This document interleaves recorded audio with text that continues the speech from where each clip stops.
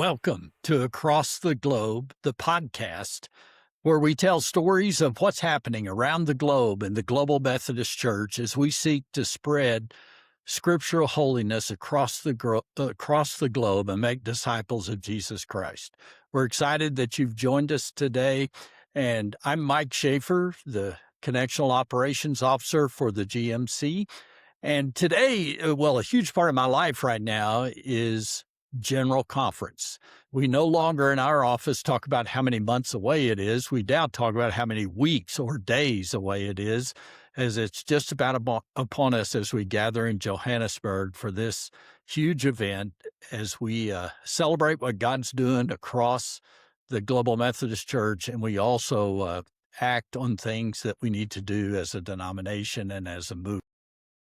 One of the things that we deal with at General Conference, one of the primary things, is legislation that has come to us and that might become a part of the Book of Doctrines and Discipline.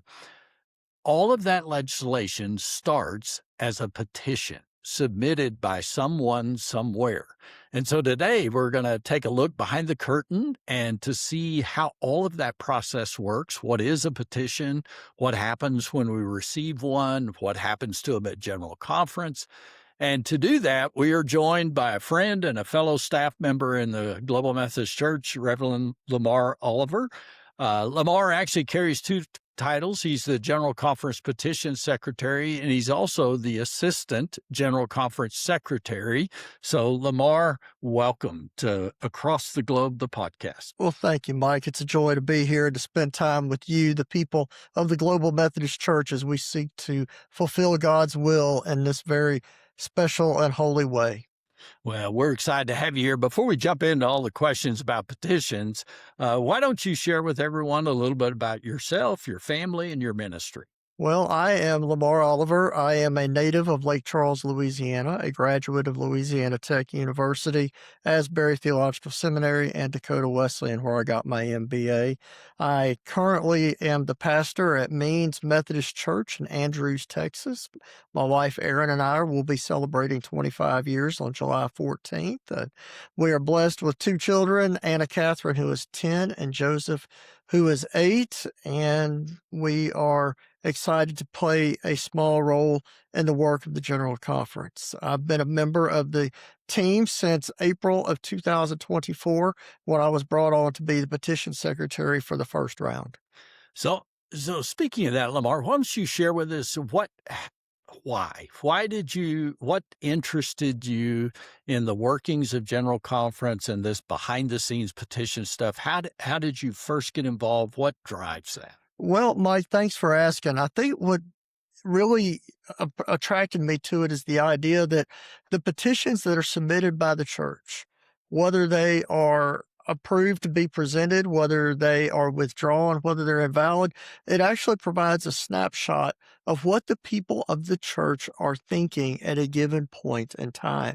And especially in 2024, it would be neat to come back 50 years later and say, well, what was going on in 2024? What was before the body? And in 2026, how the narrative of the petitions have changed. And having a part of all that has just been neat because I like the history. I like to know what's going on. But I also think it's fun to watch how the patterns of the conversation of the church change over time. And we're at 2 years now, but I'm really interested in 26 to 32 and seeing how everything plays out. Because if you go and you put all this together, you can see how the conversations are shifting. And I just enjoy being a part of that. I got a call from Keith Boyette in late winter of 2024 saying he heard I might be interested in this. And it was a cold call. I had known nothing. I never spoke to Keith before in my life. And next thing I know, we're having a ball. And I've been really blessed to work with Tom Lambrecht and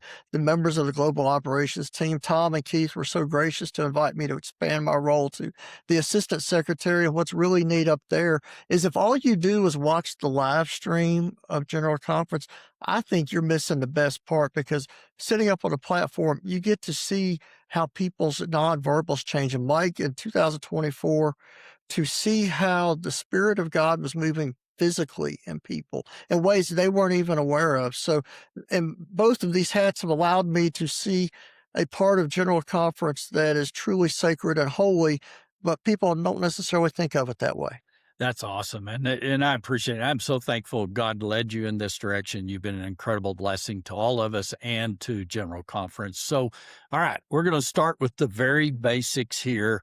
What is a petition in the context of General Conference in the Global Methodist Well, Church? see, this is a very important thing I think people forget is that anybody within the Global Methodist Church has not only the right, but I would almost say the responsibility. If there's something in church law that or church doctrine that needs to be addressed, it needs to be brought before the General Conference. It doesn't matter whether you're a layperson, whether you're a pastor. It doesn't matter if you're a bishop. It doesn't matter if you are a member of a team, a member of the staff. In fact, for 2026, Mike, we made a change. We've taken all honorifics and titles out of petitioner names for the petitions. So that way you don't read, well, this is by Reverend so-and-so or Dr. So-and-so.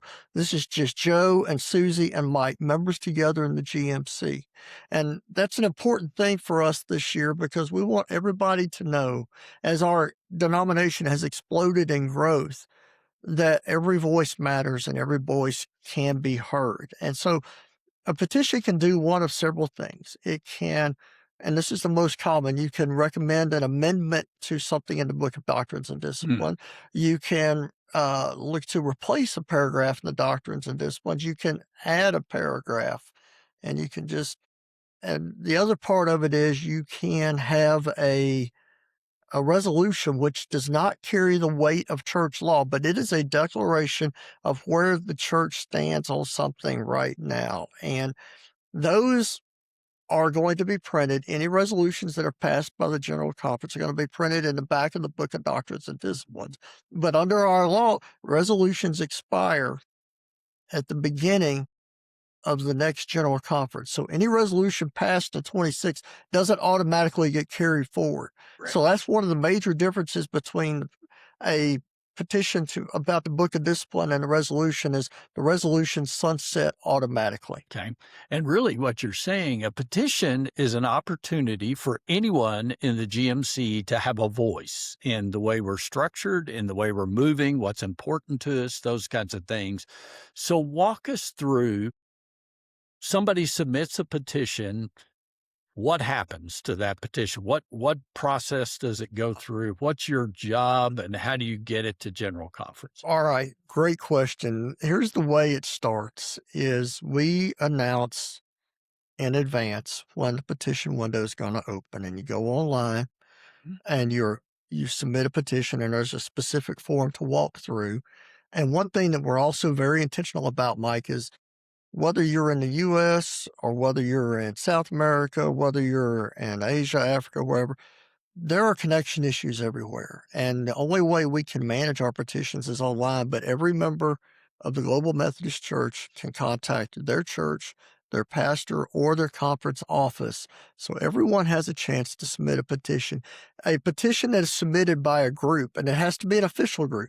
It cannot be just a group of people that says, well, we are the GMC group that supports, whatever. It has to be an officially recognized group of either the General Conference or the annual conference or a local church. So if a local church commission or local church council says, you know what, we really want this changed, the members of that local church through their church council can say, we've adopted this petition. And the reason why I mention those groups is whether it's that local church council or whether it's the connectional council for the larger church, they submit their petition, but they also have to submit either a letter or the minutes of the meeting where that was passed. And that's one of my major jobs, is to take care of the substantiation for all that. For individuals, they have to have 10 other members of the Global Methodist Church co-sign a petition. Right. And one thing that I think is very important for us to remember is just because you co-sign a petition doesn't mean you're saying you're supporting it. You're saying that you will co-sign it so it can be presented to the body. And what we do in our office is we check all those emails and we check all those names to make sure, because our philosophy is, if you're going to be asked to do it, as part of our accountability as Wesleyans, we want it to be out there. And so we check all that. And then it goes, once I do all the substantiation on our plan of organization and covenant, petitions are automatically assigned to a committee based off paragraph number. However, I will make a reference committee. I will make a determination of where this petition goes, because sometimes an incorrect paragraph may be mentioned, or sometimes there may be other things. And so the reference committee kind of checks my work, if you will. Mm-hmm. And then they are assigned to a legislative committee at General Conference. And every petition that is presented to the General Conference has to be first considered by one of the 8 legislative committees. And I will refer you to beautyofholiness2026.org/petitions if you want to learn more about all of that. Mm-hmm. And then each legislative committee has a role to play. They can either reject, accept, or amend a petition. Okay. And then those decisions are sent to the plenary session for ultimate approval by the plenary body. And the reason why that's important is no matter what a legislative committee does with a petition, the plenary ultimately has the final say. So, and to help speed that along, we have 448 petitions to consider. If a committee that will work on their petitions, and any petitions that get 90% vote, either for or against, go with what's known as the legislative calendar. And what'll happen there is that legislative calendar will be presented to the plenary as one, and the plenary can vote on that as one. But another thing, remember I said the plenary has the ultimate authority, and that includes the fact the plenary could say, that's nice, that's on the plenary calendar or the legislative calendar, but we're going to pull it off because we want to discuss it. We want to debate it. And the reason that's so important is the appearance of getting steamrolled. Mm-hmm. We want to make sure that everybody knows every petition has the right to be heard if enough people in the plenary want to go in that direction. And then once all that is done, by the time we adjourn in Johannesburg, every petition will have been acted on in some way or other by the plenary session. And then Tom, as our General Conference Secretary, will be responsible for editing and laying out the new book of doctrines of discipline. And unless the legislation says otherwise, all legislation becomes effective January 1 the following year. Right. And so really the process you've described, those legislative committees are huge in terms of the process and how it works and what makes it to the floor of General Conference. So I've been reading through the petitions. I'm about a third of the way through the 448. One thing I noticed, say around a particular topic, there might be 10 petitions submitted from different people, different groups that all are dealing with one specific topic or paragraph. So when it gets to committee, they have to discern what to do with all these 10, 12 versions of it. Is that correct? Right. And they can go with one of them. They could combine them into something if they wanted to. Is that correct? Well, it's funny you mentioned that, because one of the things we're doing right now is the legislative committees are in the process of meeting virtually to elect their officers. They're not meeting to do any business, but they're meeting just to elect their officers so we can get ready for South Africa. And part of the training that Tom leads them through is when you have a bunch of petitions or multiple petitions, it could even be 2, that deal with the same paragraph, the committees, it is recommended that they reject all but one and perfect that one. Right. So that way we don't have them all together. Okay. And so that way you don't have 2 different petitions dealing with paragraph 483.7. There's one petition dealing with 483.7, and no, 483.7 is not in the book. No, that's why I picked that number. That's right. That's an example. I don't want anybody saying, well, what are they hiding from us? All right. So this time around in 2026 in Johannesburg, we have a major difference from the petitions that could be submitted in Costa Rica in 2024.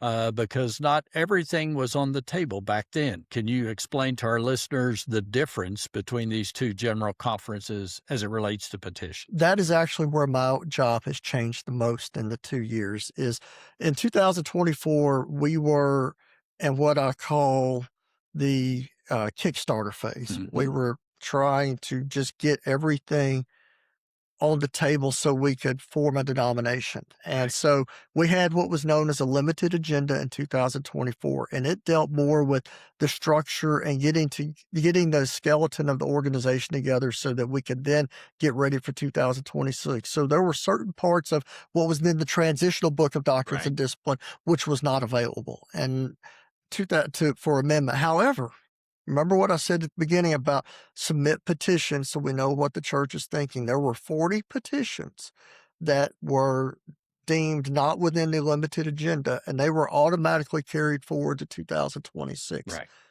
Now, if you open up that 448, you will not see all those petitions there because in September of 2025, we reached back out to all those petitioners to find out where they were in their thinking. Did they still want their petition to go forward? Did they want to Mhm. withdraw it? Whatever. They were not allowed to make any amendments to it or anything. It was straight up, this was getting passed forward. And we had a few who said, hey, let's withdraw it.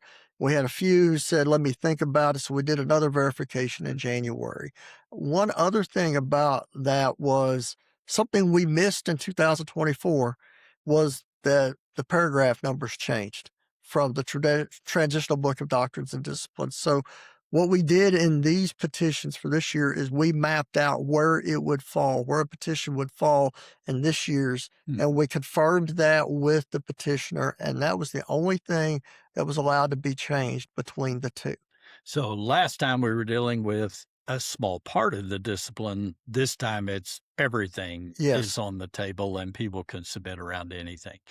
Um, so I'm sitting here thinking 448 petitions. I believe we just released two important documents. One, a pre-conference workbook Yep. that has lots of information for people. But in our conversation here, the more important thing, we released the petitions report that lays out every petition. By the way, as I started reading through it, I just want to give you kudos for the formatting of that booklet. It's amazing. It's so easy to use, read, understand, follow.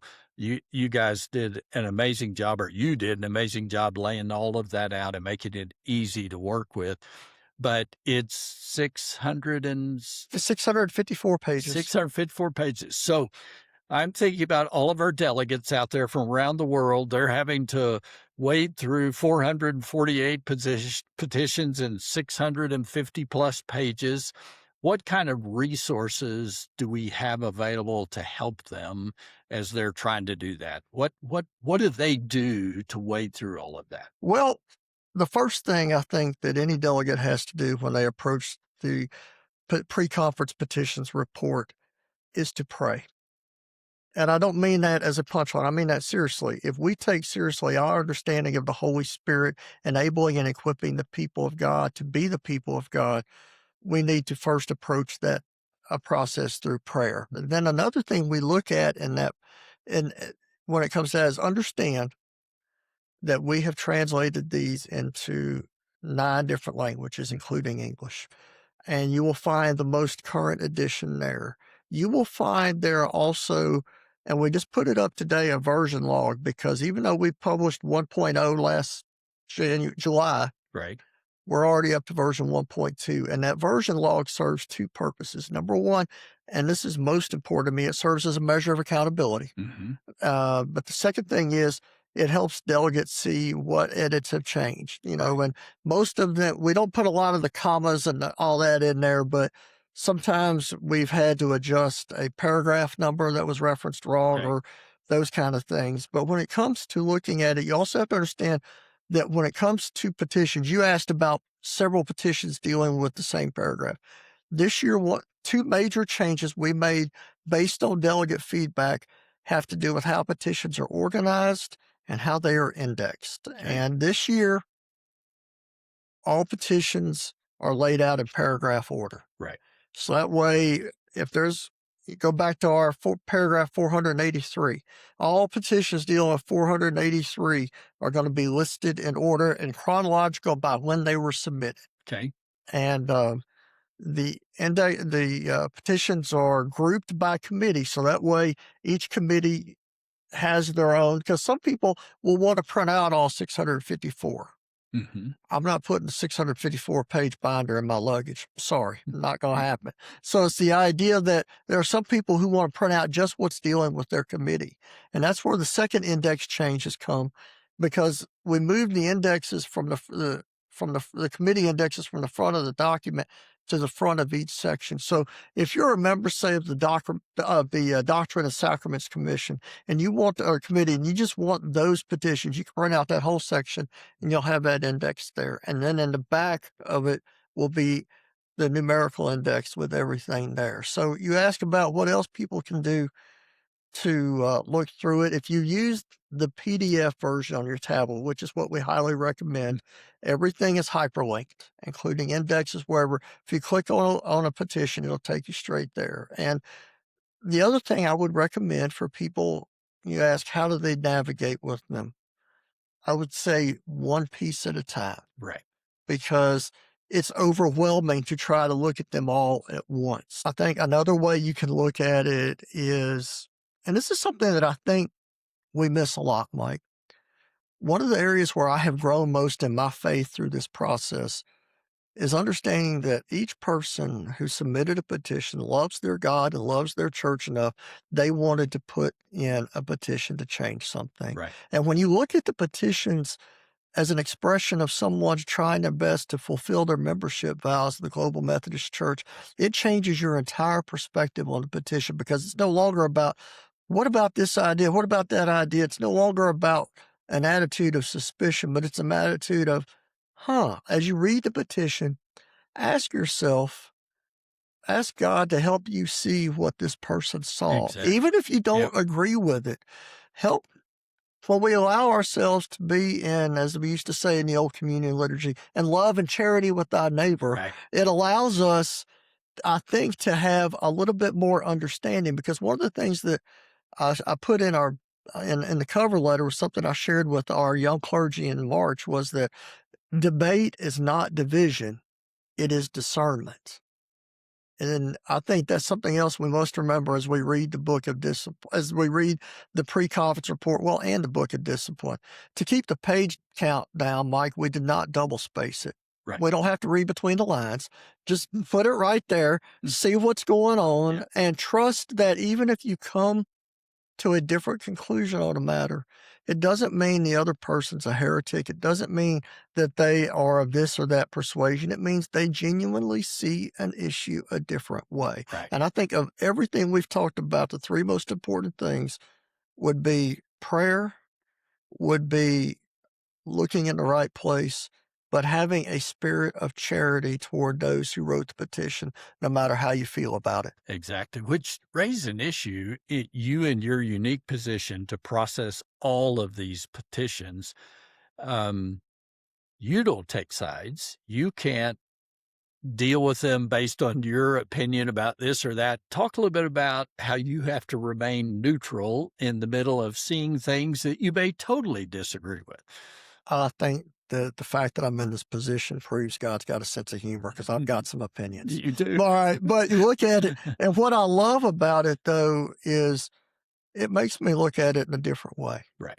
It really allows me to do it, because we all have these ideas of where we think the church could go and what the church could do. But if you look throughout church history, going back to Acts 15 and what I call the first General Conference at Jerusalem, you look at it, and God's people have always approached God a different way. But if you go back to our theology, if you go back to our Wesleyan understanding of humanity and humanity's relationship with God, and we understand that no two people have the same relationship with God, and no two people have the same relationship with your church, it has opened my eyes to see that why would we expect everybody to agree on everything or to have the same perspective? If we truly believe in the uniqueness of every human being, why would, so it gets back, I almost think, to our Imago Dei theology, because then we have to look at each other through the lens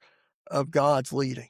Yeah. So that's what helps me kind of tamp it down. Plus, I use AI a lot to help me see what I don't see. Right, exactly. And I would say to all our listeners out there, Lamar and I were both in Costa Rica in 2024. One of the parts of that general conference that absolutely blew me away was watching people disagree on the general conference floor and do it in a way that honored and respected one another. Nobody was calling anybody names. Nobody was putting anybody down.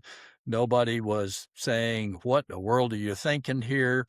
People were respectfully disagreeing with each other, and then we voted. And so that I appreciate what you shared there, because I think it's so true. And especially being a global church, we have so many cultures represented now in the Global Methodist Church, 52 conferences, and it's about to be 55 or 56 here in just a month or two.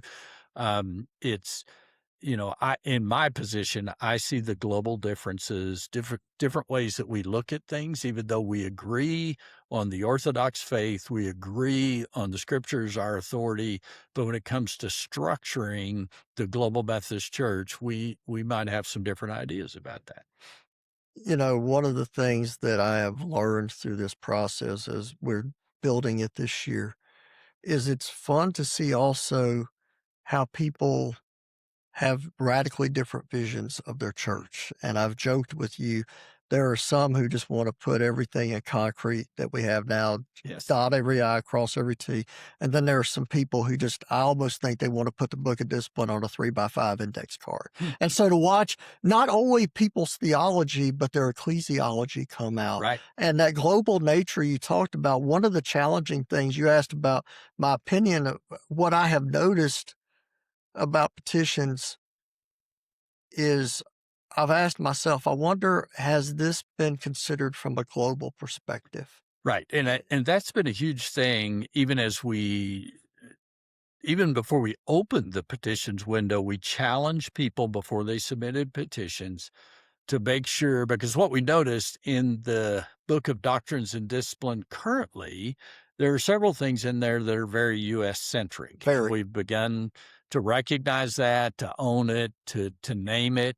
And so we've challenged people as they submitted petitions, think about a global church. And I've noticed reading through the petition, several people are suggesting things be taken out of our current discipline for that very reason, that this is really a U.S. based philosophy, or this is something that only applies in the U.S. And so what do we put in there so that the Book of Doctrines and Discipline is really structured for the whole world and not just a part of the world? I won't give away the whole story, but I'll say this. There is one of the things about 2026 is we actually have petitions that were submitted from outside the U.S. We Right. didn't have that 24. Right. But the other thing is, for those who really want to dive deep, look at what the issues are that are being brought about from the U.S. delegations versus the non-U.S. delegations, because it is and not because one is right or wrong or better or worse, but just because I think that also gives us some wisdom into what do people see in their church. Right. Right. And And different concerns. exactly. And in my position, I see that almost on a daily basis, what people are passionate about in different parts of the world. And you see that in the petitions, to your point, as you look at where it came from or who it came from. And so it's fascinating. I want to encourage all of you to take time to read through the petitions. You're sitting there thinking, I don't read 600 and some pages of something, but you can actually skim them pretty easily because of the way Lamar's laid it out. It's so easy to just look at something, see what it's about, see what they're recommending as a change. You don't have to read everything that's being deleted or changed or whatever. So I really want to encourage you to do that. So Lamar, in all of this, what stood out to you? I know you've shared this with me in some casual conversations, but as you started receiving the petitions, just from a 30,000-foot view, what jumped off the page at you about our church right now? What really jumped off the page to me is that we have a bunch of people who are committed to their church, but they genuinely have a different approach to it. And what's jumped out to me a lot also has to do with, are we reacting to our past Mhm. or are we responding to our future? And I'm not sure exactly which one of the observations you were looking at, but I think one of the things that I have seen as a change from 24 to 26 is 24 in many ways, because a lot of our constituency had some very painful times before Right. 2024. And whenever you come out of a relationship that did not end optimally, Mhm. there is a perfectly human understanding that you want to put the defenses up to where you want to ensure that you'll never get hurt again by something like that. Right. And you could feel the pain coming out. But in 2026, there's very much a shift toward, this is our future. Mhm. This is where I see us more embracing our future and perfecting our future, and not as much about the past. There's only 6 or 7 petitions total that either in the rationale or in the text refer to someone's previous Christian tradition. Mm. And so it's just fun to watch us living into the 2026 and beyond. That's exciting, and I appreciate you sharing those insights. I think it's huge, and as I've visited with you, as you were reflecting what you were looking at, it's just fascinating to watch your observations. As I started reading through them, I had some of those same observations, see what people are passionate about, where our focus is shifting. So you mentioned prayer earlier.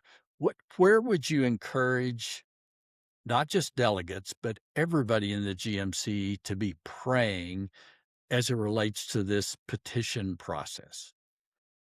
A friend of mine um, will remind me sometimes when I get passionately excited, just remember Jesus is still on the throne. Yes. Okay. And it's one of those things where, um, when it comes to praying about it, when it comes to looking at it, remember this is not our church. This is God's church. And for the whole of the 2,000 years of the Christian witness, you can make the case that the church has survived and thrived not because of what we do, but in spite of what we've That's done. right. Okay, so there will be, and I've already seen it, and it makes me sad. There are some who say, well, this petition passes, well, it's the end of the Global Methodist Church. Or if this happens, we've turned our back on this, that, or the other. And I think we need to be cautious in our rhetoric, Mhm. because this is not an Oxford debating society where we're going to take a poll before we start, before we end, and who changed their minds wins. This is a matter of, we are prayerfully discerning. Right. And so you start talking about, where do we go? What do we do when we start? I think the other thing that I noticed was a lot of 2024 and 26, the change has come from doctrine versus structure. Mhm. And in 2024, I could see a lot of clarity being wanted both in doctrine and structure. That's why the plenary session is one of the very last, if not the very last act, charged the commission on doctrine, and I forget the full name, Yeah. please forgive me, Yep. to come up with our articles of faith. And what's been really neat is, instead, I looked at that the same way I do the petitions that have come forward now. It's about clarity. Mm. But what's really neat, Mike, is no longer is the GMC an idea of, well, will it work? We are now getting into the business of perfecting ourselves. And we are not asking exactly the same questions that have been asked throughout church history. Right. But whether it's structure, whether it's theology, whether it's doctrine, the people of the GMC are seeking clarity this time in a way that they weren't even in 2024. 2024, it kind of struck me as, well, is this real? Is Yeah. this going to happen? Yeah. But now we're perfecting it. And I think it's a And great thing. and I love that, and I would kinda leapfrog off of that and say to our listeners, I would really challenge us to be praying in light of what Lamar just said, praying for legislation to be passed that will keep us a movement and not form an institution or a denomination. That we really ask for God's discernment. How do we stay nimble? How do we stay passionate about the mission and the vision, not the institution? How do we keep the main thing the main thing? And so And I think my response to that would be the challenge for us all, brothers and sisters, is let's make sure we're defined by who we are, not defined by who we are not. Mhm. Whether that's looking at contemporary church history or ancient church history. We have such a rich history, especially in the Wesleyan movement. We have such a richness and the depthness of our understanding of grace, our understanding of God's provision, our understanding of accountability. Going back to the Mhm. bands and the classes, Wesley was always defining us by what we could be if we let God continue doing his sanctifying work within us. And my prayer is it's the same for the church, that we leave the behind, and we embrace what is next. Because Wesley called us to look to what was coming. I love that. I love that. It's a great word to kind of wrap this up. Although we ask every guest we have on Across the Globe, the podcast, this last question. Oh boy.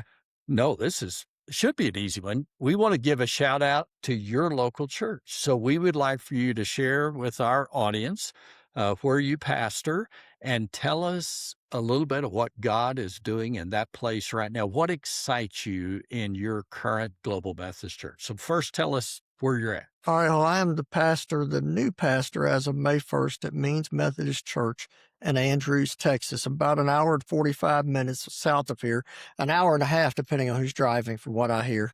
And one of the reasons why I love the Global Methodist Connection is sitting here as part of the global operations team. I'm also pastor of a local church. So even in the midst of our global structure, we have that connection. And Means is a church that is well over 100 years old, and it is in a county seat town in Andrews County, Texas, about 12,000 people. And what I really love is that when we were doing our discerning visit, we don't interview, we discern in the Global Methodist Church.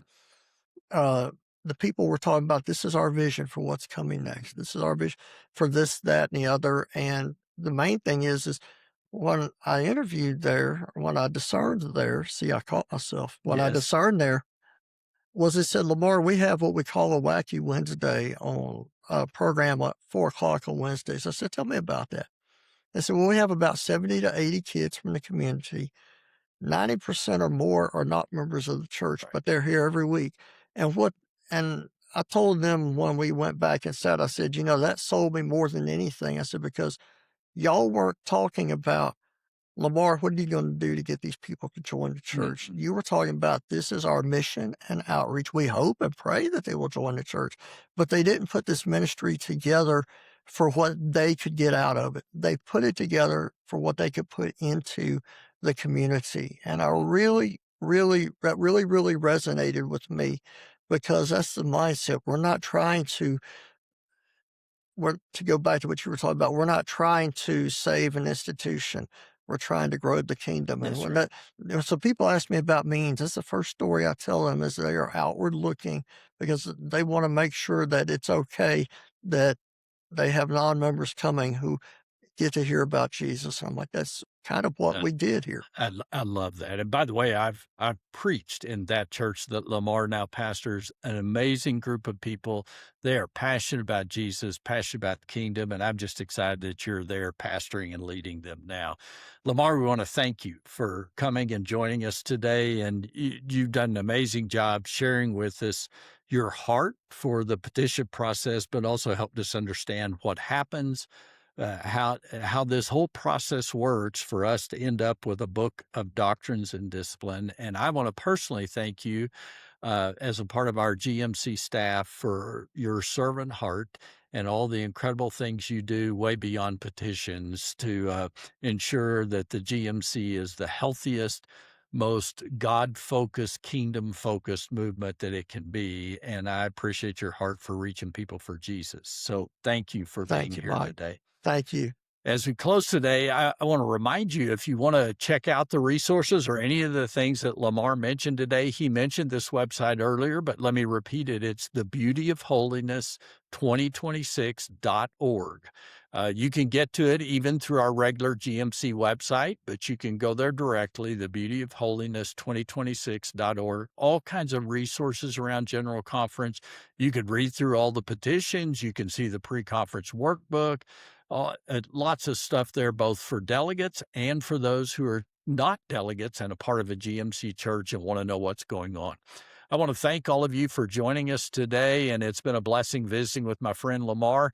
And I hope you'll join us next time around on Across the Globe, the podcast, as we continue to share stories from all over the world of what God is doing through the GMC to further his kingdom, to make disciples of Jesus Christ, and to spread scriptural holiness across the globe. God bless you. We look forward to our next time together.